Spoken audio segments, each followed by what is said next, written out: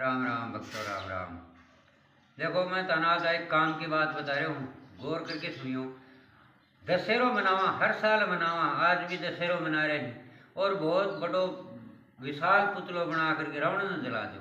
तो एक आवाज़ आई पुतले के कनु, कह रहा के कर रहे? बोलो रावण जला रहे। हाँ, बोलो रे रावण को नहीं जला थारो? बोले यहाँ क्या कौन जला? माचिस की तिले लगा जाऊँगा। बोले माचिस कहते हैं किमी भी लगा दो, जब तक तारा अंदर को रावण नहीं जलाओगा इतना मैं को नहीं जलू। या पुतलो बना बना के हर साल जला रहे हो, बेवकूफ़ क्यों हो रहे हो? तारा अंदर को तमाम रावण पैदा कर रखे और राम ने जलावन लाग रहे हो।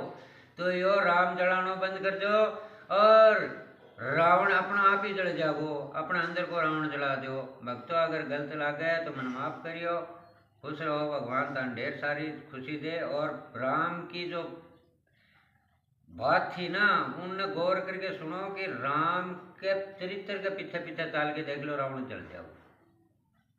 लाइक सब्सक्राइब करियो, आगे शेयर करियो। जय श्री राम।